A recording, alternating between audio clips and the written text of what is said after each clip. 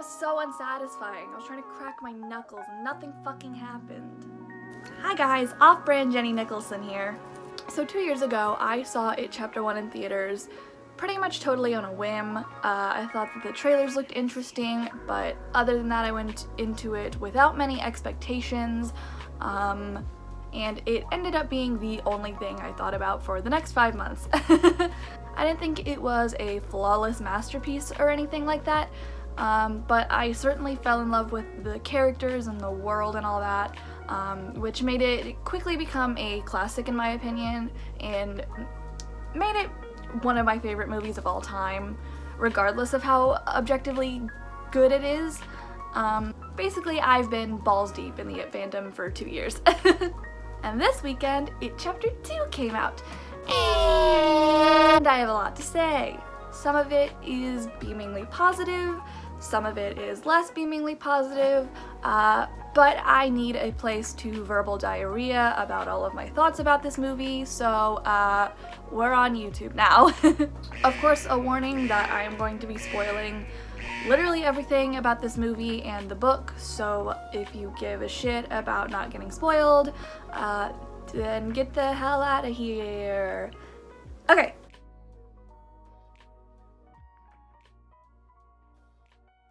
I got my notes. I guess I'll start with like the common critiques for this movie.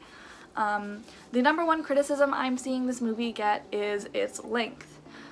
I actually did not have a problem with the length at all. I know that to a lot of people it kind of drags and seems, it just feels a little bloated. I see where people are coming from with that, but I did not personally get that feeling. I thought that it, if anything, went by pretty fast. When they started like going down into the sewers, I was just like, damn, okay, we're already here. So I didn't think that it felt overly long or anything. If anything, I guess I had an issue more so with the pacing.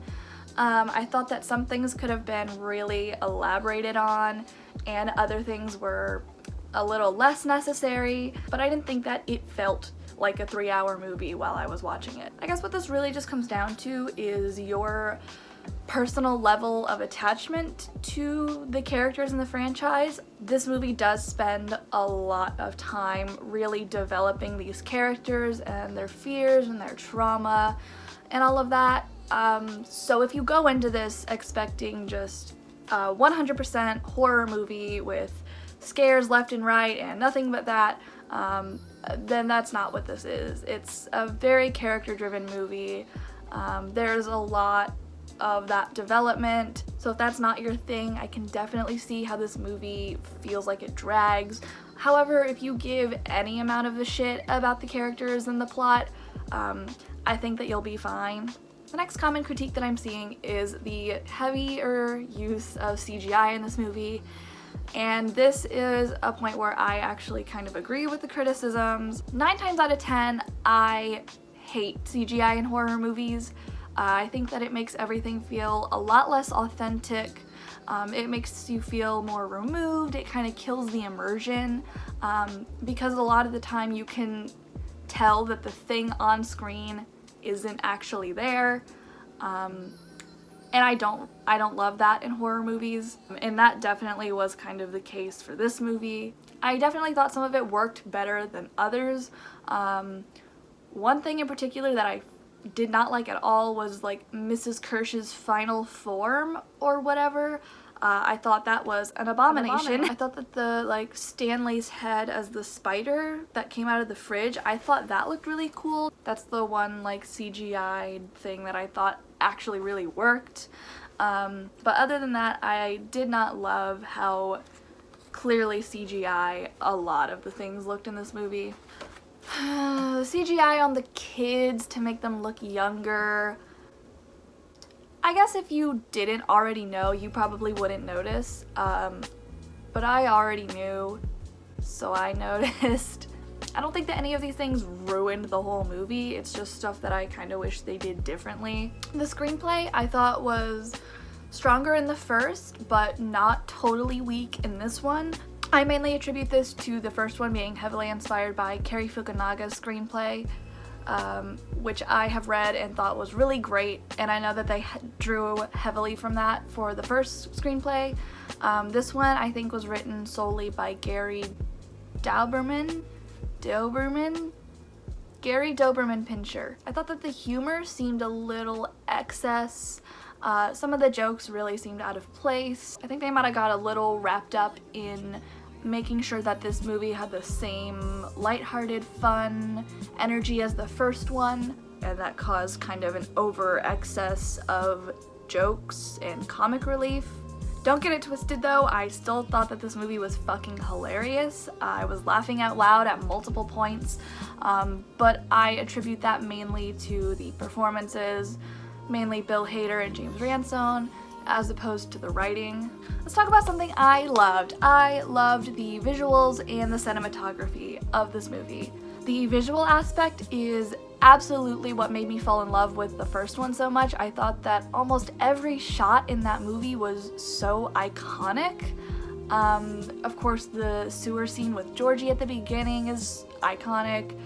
The blood scene with Beverly and the blood coming out of the sink is my favorite horror movie scene of all time. I love that. I didn't think that this one felt as iconic. I don't think that it's going to age as a classic like the first one kind of did, in my opinion. But it was still very, very strong, and I still thoroughly enjoyed it. The transitions between the flashbacks from when they were kids and the adult versions were really, really nice and smooth and so visually satisfying. The one where you see young Bev suddenly coming down to the clubhouse was really nice. The part where you see young Eddie walk into older Eddie's face was... I just realized how fucking weird that sounded. I promise that makes sense if you've seen the movie. The cinematography and camera work was really, really nice. Specifically the scene with Ben when he's getting buried alive, and Beverly when she's in the bathroom stall with the blood and they're reaching out to each other. I thought that that was so wonderfully shot, so visually satisfying. I loved that scene. That was one of my favorite scenes in the movie, simply because of how fucking cool it looked. In terms of how scary I thought this movie was, I didn't think it was necessarily scary as much as I thought it was haunting and disturbing, which is not a bad thing for a horror movie in my opinion. I definitely liked the psychological horror aspect of this movie as opposed to the jump scares. I thought that the jump scares were a little oversaturated, definitely more effective in chapter 1.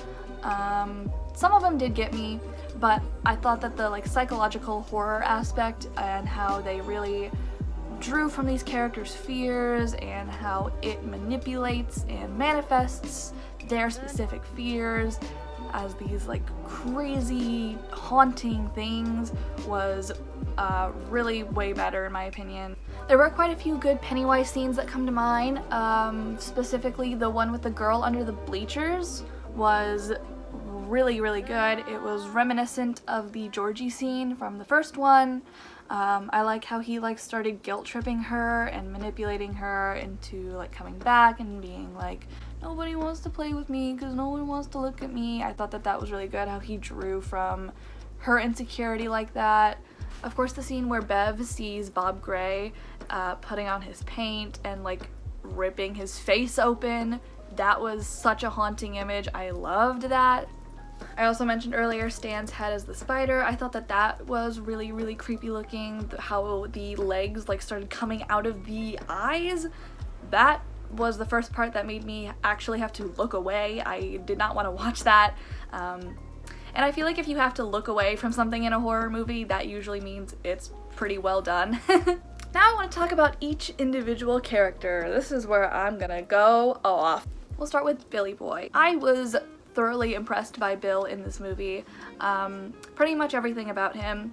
McAvoy, of course, was fucking fantastic. I thought that they did a really good job of conveying his survivor's guilt and how he blames himself for Georgie's death and all that. And I really liked how in the end he did confront that. I liked that scene in the basement where it's old Bill and young Bill, and it's just Bill trying to forgive himself for something that he really couldn't have changed. I really liked that. I thought that that was really well done. I thought that that was a really good way of having him overcome that. Jaden's scenes as Bill in this movie were so fucking good. I was thoroughly impressed by how much his acting has like improved between the two movies. Of course, not to say that he was bad in the first movie, I just thought that in this one he really stepped it up, and I was floored by how good he actually was in this. Specifically the scene where he's like kneeling on the ground and yelling into the sewer. I thought that that was so good on Jaden's part. Really emotional, really liked it. I did want more Audra. That's gonna be a common thing you're gonna hear me say throughout this video, is that I did want more of the like side characters. That being said, I do understand why there wasn't much of them. I get that the writers probably didn't want to muddy everything too much with too many side characters. But it definitely would have been nice to see more Audra because of how significant she was in the book. I'm really hoping that if we do get a massive director's cut like Andy Muschietti was talking about, that we will get more of these side characters, because I thought that there was a lot of wasted potential with all of them. I didn't like the Bill and Bev stuff in this movie, but I didn't like it in the first one. I don't like them as a couple, so there's that. Mike and Bill's dynamic, however, was very nice and very wholesome. I really liked the dynamic that they had in this movie. Very sweet and supportive, and that phone call at the end was really nice. I love that. Moving on to Beverly, Jessica Chastain, no shit, was amazing. Again, with the side characters, I did really want more Tom. I think that the whole thing with Tom was really crucial to Beverly's development as a character. He was one of my favorite antagonists in the book. I thought he was a really fascinating character. So it did kind of suck that he wasn't in this much, but again, I know why. The blood scene with Beverly was great when she's in the bathroom stall and being like drowned by the blood. I love how that was like an amped up version of the blood scene from the first one, which, as I mentioned earlier, my favorite horror movie scene of all time. I still like the blood scene from the first one more. I still think that that's more iconic, but I thought that this one was a nice like way of amping it up. In a way, I almost feel like Beverly didn't have much of a personality in this one, the same way she did in the first one.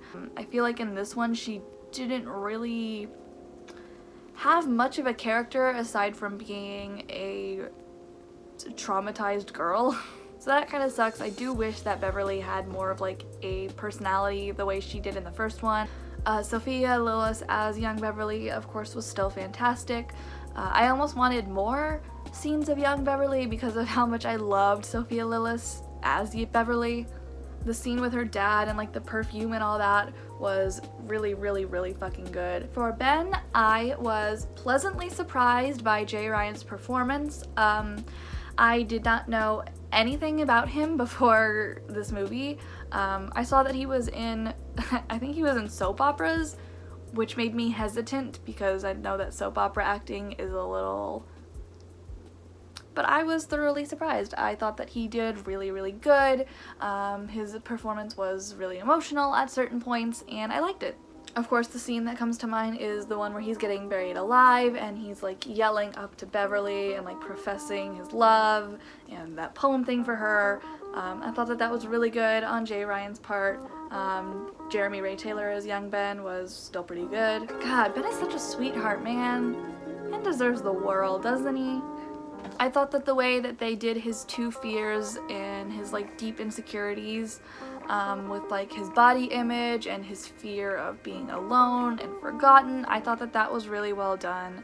I like how this movie kind of made the point that even if your body changes, your mind always doesn't, and that, you know, body dysmorphia is really a lifelong struggle, and you will kind of always see yourself as the negative version of yourself regardless of how your body looks. So I really liked how they portrayed his body dysmorphia in this movie, and of course his fear of loneliness and being forgotten. I thought that was really good. Let's talk about Mike. I am so glad that we are finally getting more Mike. I absolutely thought that Mike was the most underdeveloped, wasted potential part of chapter 1. I needed more Mike so bad, especially after reading the book, and so I'm glad that we finally got more Mike. I loved how it almost felt like he was the protagonist of this one. He really kind of almost stepped up as like the leader of the Losers Club. I do kind of wish they delved more into his fears and trauma and stuff like they did with the other characters. I feel like he was the only one that didn't get like that kind of like backstory treatment. All we really knew about him in this one was that he watched his parents die in a fire, which is what we knew in the first one. So I do wish that they kind of went more in depth on his psyche, like the other characters. The like mythology scenes where he's like explaining the mythology to Bill, the one where they're like tripping on drugs, I thought that was really cool. It was kind of a ballsy move in my opinion, because it was weird, but I thought it paid off pretty well. I thought that it was really interesting and it was a cool interpretation of the book's mythology on Andy's behalf. Like Jay Ryan, I was pleasantly surprised by Isaiah Mustafa. I'd seen Isaiah Mustafa in Shadowhunters and I thought that he was but then again that whole show was kind of in my opinion, but that's another video. Point is, I didn't have high expectations for Isaiah Mustafa, but I really thought he delivered. I was thoroughly impressed, specifically the part after the ritual when they realized it didn't work, and he's just like, I'm sorry, and he is basically just like ready for it to kill him. I thought that was well done on Isaiah Mustafa's part. I thought that was really well acted, and Chosen Jacobs of course was still good. Stanley! I thought that Stanley's suicide scene in the book was so iconic. I thought that it was one of the most tense and haunting parts of the entire book. I was in suspense the whole time. The way they built up the tension was really nice with Patty, like, you know, realizing that something was off, and then she goes in and she sees him dead and it written in the blood. I thought that all of that was built up really nicely, and so I was really hoping that would be the way it was in the movie, and it wasn't, but I still didn't think it was badly done. This is kind of just a nitpicky thing, but I do wish we kind of got a direct shot of the it written in the blood on the wall. I think that could have been a really interesting, iconic shot for this movie. I really liked how even though he was dead for most of the movie, I thought that they incorporated him into the movie was still really well done. I liked how you had his speech at the bar mitzvah and how that kind of paralleled his letter at the end. I really felt like even though he was gone for most of the movie, he was kind of still the glue that was holding the Losers Club together. You know, every time they thought about Stanley, they thought about each other and how much they cared about each other and wanted to save each other. So that was really heartwarming and touching. I really liked the role Stanley played in this, even though he was gone for most of it.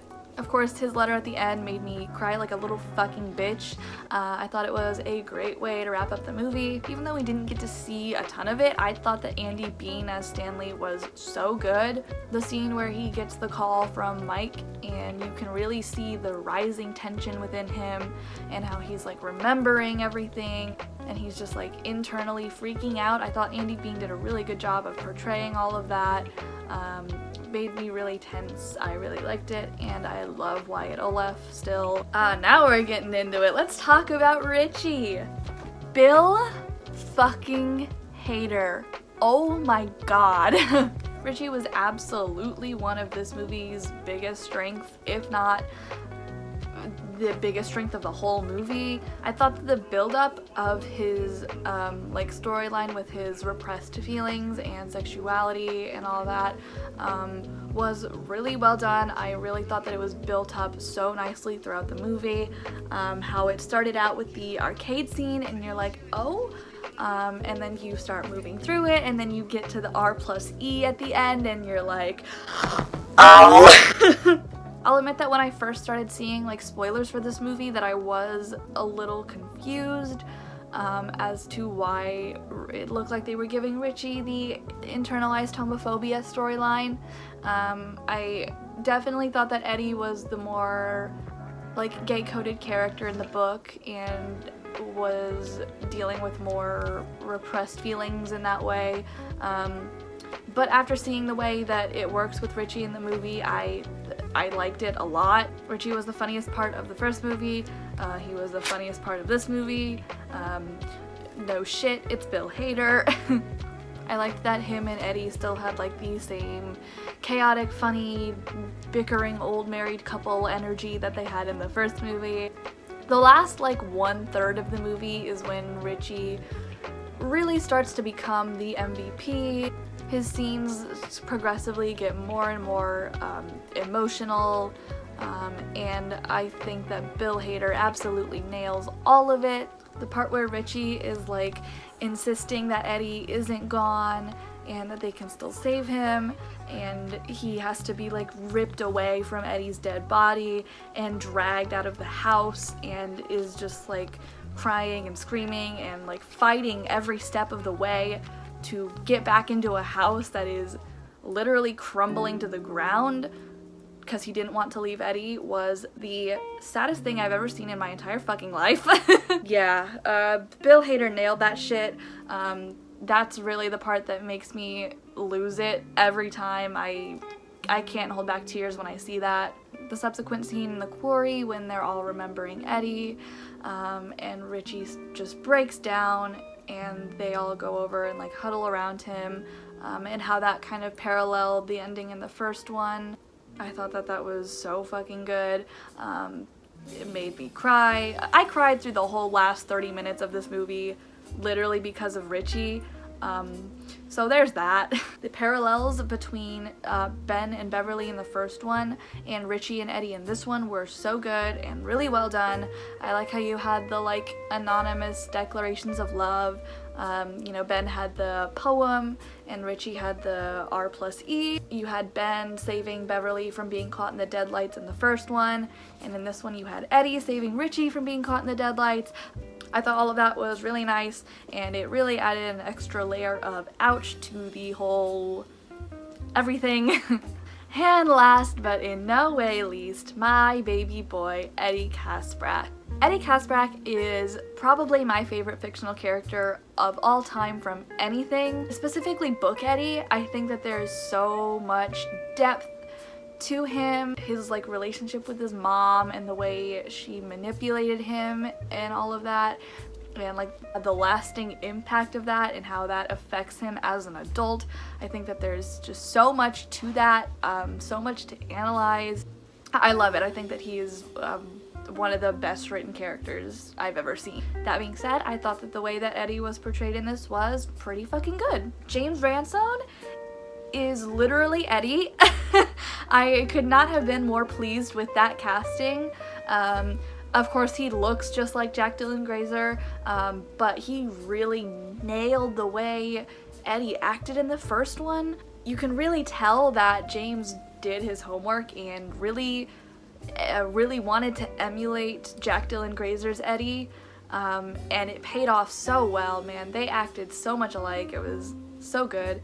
The scene where Eddie's like introduction scene where he's like in the car like screaming profanities and like talking a mile a minute and all that, I was just like, yep, that's Eddie. Young Eddie felt a bit more spastic in this one, and I think I liked it.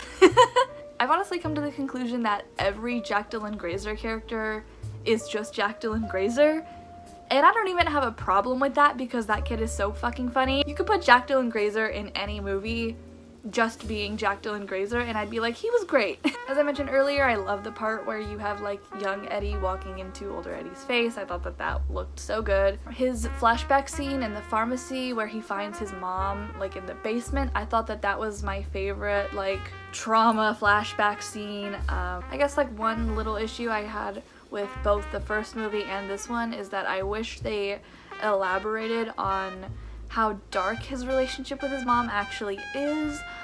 Because in the book, Eddie's relationship with his mom is like very deeply traumatizing for him. The like abuse and manipulation from his mom that he deals with his whole childhood, and how that like really is ingrained in him and sets the course for the rest of his life. I do wish that they kind of emphasized how like tragic that is. I guess they kind of do in the way that his fears manifest, but I do wish that it wasn't always just treated as like the oh haha Eddie's got a crazy mom. The scene with Bowers and Eddie in the bathroom is one of my favorite scenes of the whole fucking movie.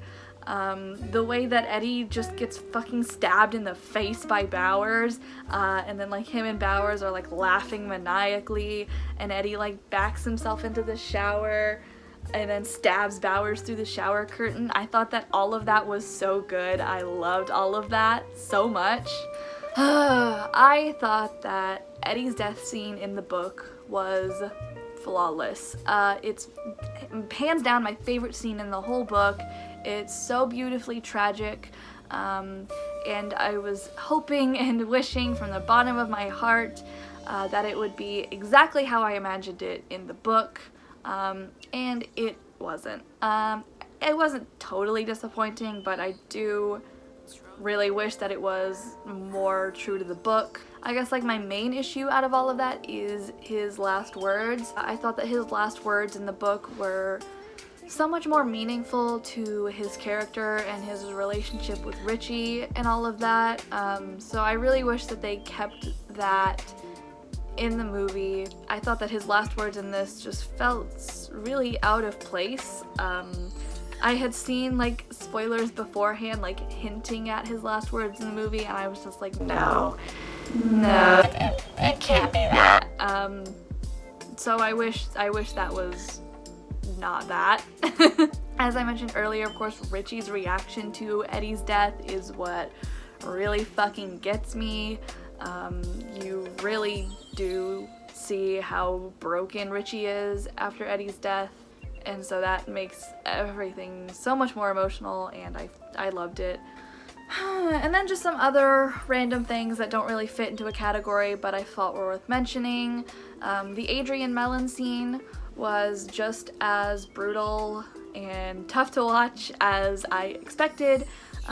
It felt very true to the book. It was certainly just as rough as it was in the book. I do kind of wish that it took place on the kissing bridge though, like it did in the book. I felt like that would have been a little bit more impactful, given Richie's storyline later on. The like changed ending, and how they in this movie remember everything, as opposed to in the book how, you know, after they leave Derry their memories fade again. I thought that was really bittersweet.